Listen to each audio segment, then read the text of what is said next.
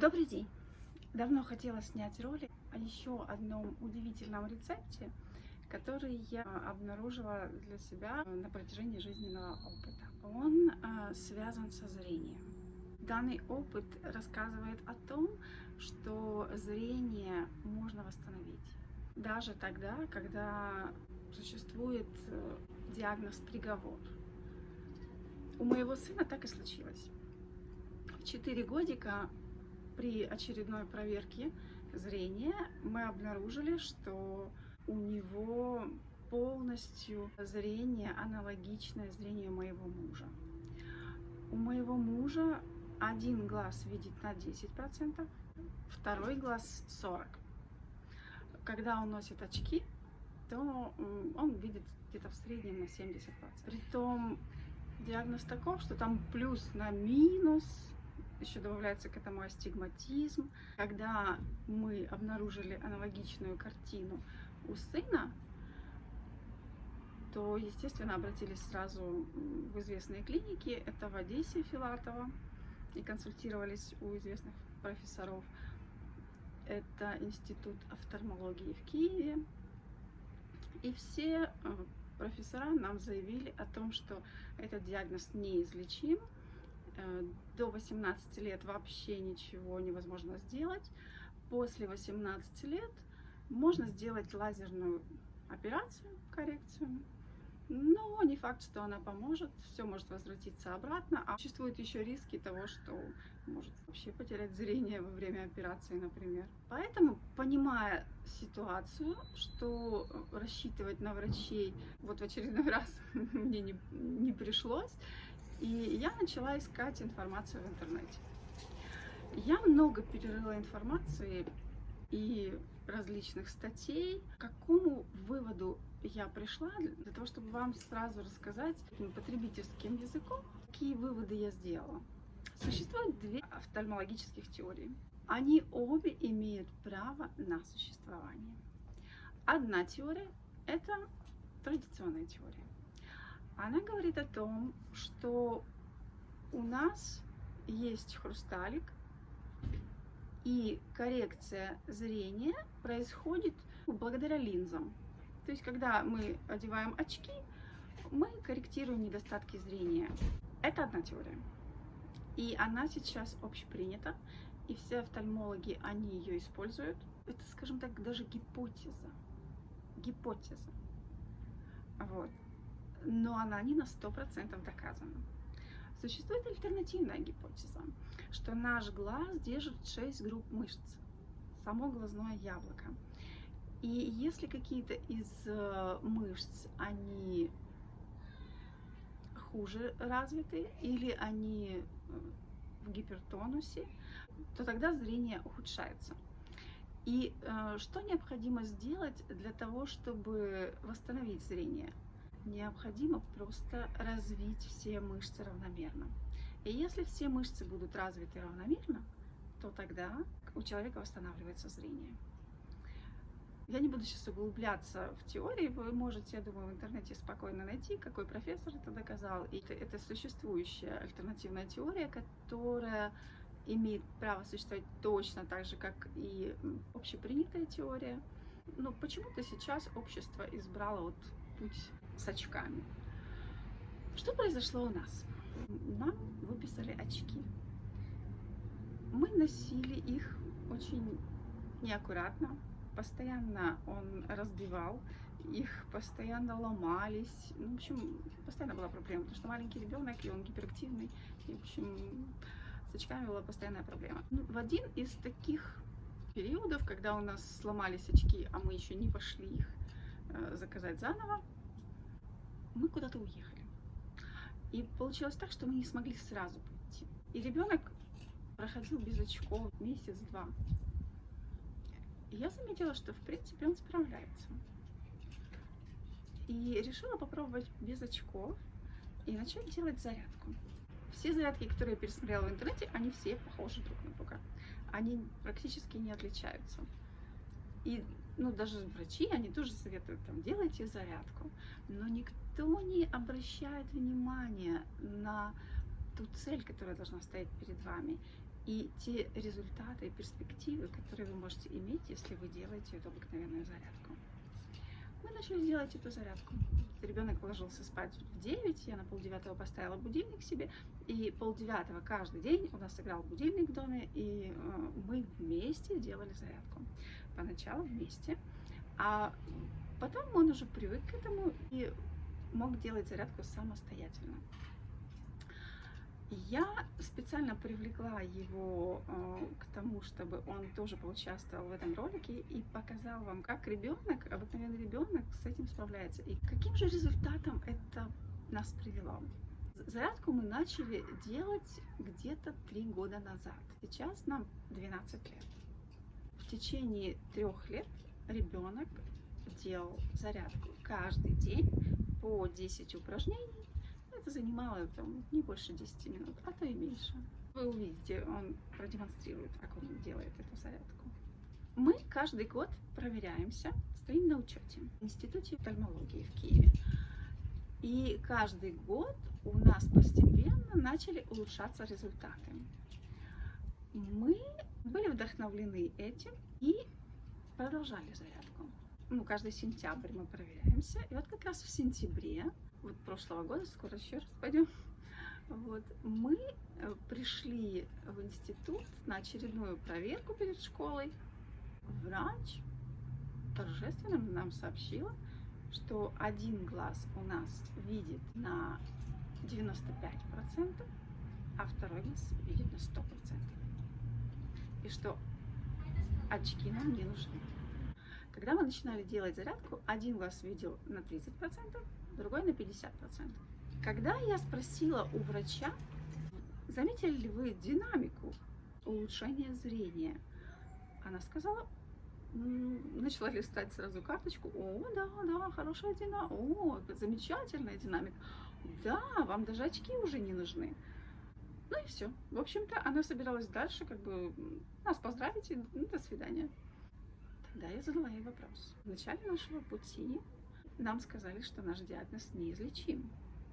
Она говорит, да, неизлечим. Я говорю, но ведь мы же практически вылечились. А она нам говорит, да, практически вылечились. Я говорю, а вы не хотите нас спросить, а что мы делали для этого? Она говорит, а что вы делали для этого? Я говорю, а мы делали зарядку. Да, конечно, зарядку. Я всем говорю, что вы делали зарядку. Конечно, очень хорошо, что вы делали зарядку.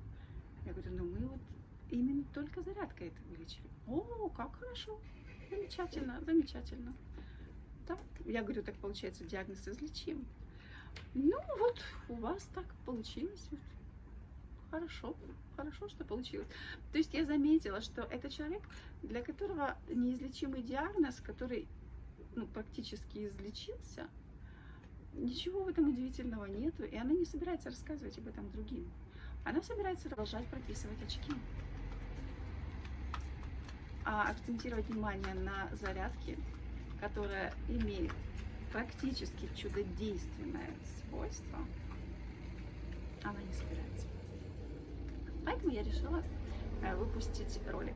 Более того, у меня был недавно еще один опыт. И я решила поменять права на пластиковые. А для этого необходимо пройти медицинский осмотр. А там нужно пройти офтальмолога. И я прохожу офтальмолога. Офтальмолог мне говорит, что у вас вообще пограничное зрение. У вас 60%. То есть еще немного, и мы не сможем выдать вам права.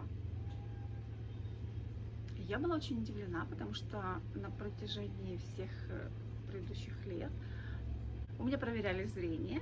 Спрашивали, на что-то жалуетесь или нет? Я говорю, да, жалуюсь. Чуть-чуть я как-то хуже начала видеть, где-то там мутно что-то, еще что-то бывает. Идите, девушка, идите, у вас 100% зрение, и даже нам ничего не рассказывайте. Я, в общем-то, уходила, думаю, ну ладно. И тут вдруг резко я делаю проверку, и тут 60%. Я в ужасе, конечно. Прихожу домой и начинаю делать сына зарядку. Я ей делала не так, скажем, дисциплинированно, как мой сын. ну и сама себя не настолько дисциплинировала. Но каждый раз, когда я вспоминала, я ее делала. Где-то прошло 3 месяца. И у меня была очередная проверка, нужно было пройти медосмотр. И когда меня проверил офтальмолог, я ничего уже не говорила, просто спросила, ну, насколько плохое у меня зрение, какие проблемы.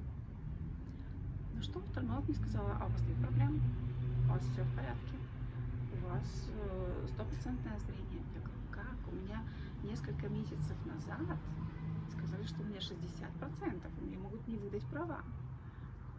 На что мне ответил офтальмолог, что нет, у вас все в порядке. Скажем так, даже не очень дисциплинированно выполненная зарядка, она восстановила мышцы глаз. Возможно, какие-то мышцы были там в тонусе или пережаты, или еще какие-то проблемы. Мы не знаем. Но мы точно знаем, что есть способ, который позволяет восстанавливать зрение. Вот. Хочу еще на муже проверить, но он все время говорит, что ну, у меня же с самого детства. В общем, ленится. Но мы запланировали с сыном в обязательном порядке подключить его к зарядке для глаз. Я с удовольствием передаю вам этот опыт. И подключу сейчас сына, я его сняла тоже заранее. И он покажет, как это легко и просто противостать, скажем, диагнозу, который является приговором. Тем более, что он хотел быть летчиком с самого детства. Ну, и я задалась цель, чтобы все-таки его мечта исполнилась. Ну, она исполнится, я верю. Давай. Привет, Веня. Ты готов сейчас показать зарядку для глаз? Да, Ты реально считаешь, что она тебе помогла? да, у меня было до этого плохое зрение. За год или два оно полностью почти восстановилось. Это помогает осуществить твою мечту? Да, я мечтал стать летчиком. До этого это было невозможно. И теперь это возможно. Да, Это сложно было для тебя? ну не очень. Главное не забывать это делать. Ну а как тебе удалось себя дисциплинировать? Просто когда, допустим, я играю в телефон или, не знаю, гуляю и себе, бац, и вспомню. Ну и у меня выходит так, что я почти никогда не забываю. Зарядка состоит из комплекса простых упражнений. И сейчас Веня нам продемонстрирует эти упражнения. Начинается упражнение с упражнения шеи. Максимально повороты шеи вправо и влево.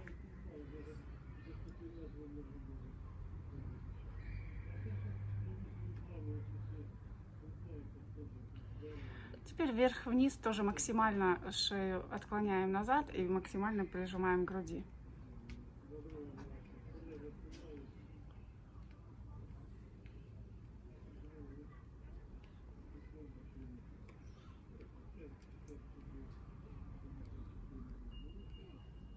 Теперь можешь сам комментировать, что ты будешь сейчас делать в следующее упражнение.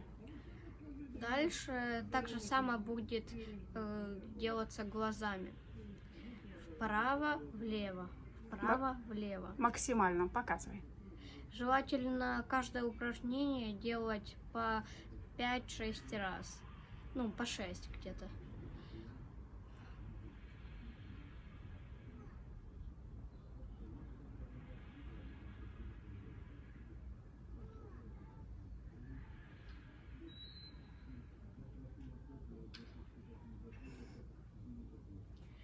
Дальше также мы делаем вверх и вниз.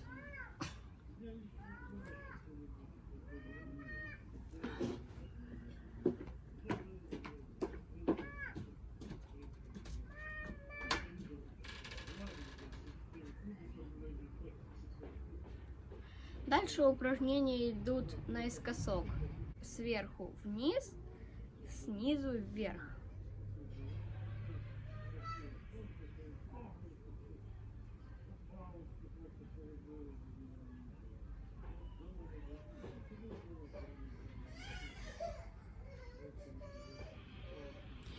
Дальше делаются упражнения с левого угла верхнего в нижний.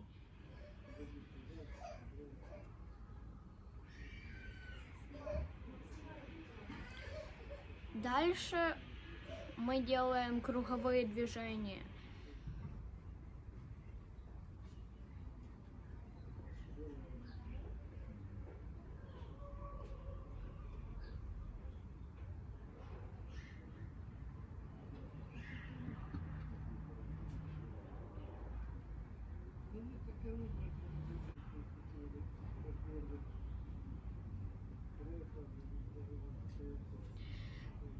Дальше, естественно, в другую сторону.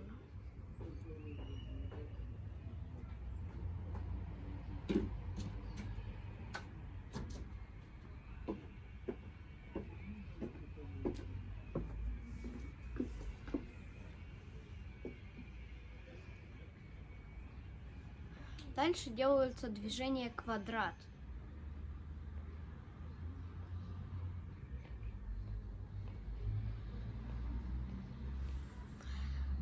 И в другую сторону.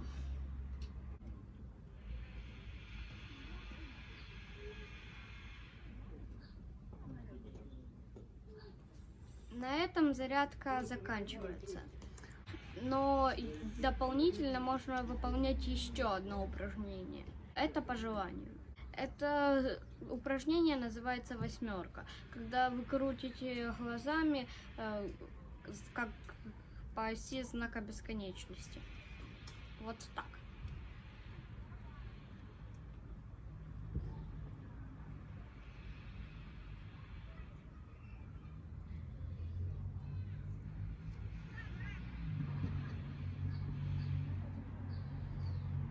Для облегчения этого упражнения можно держать палец и вести ним, и наблюдать за ним.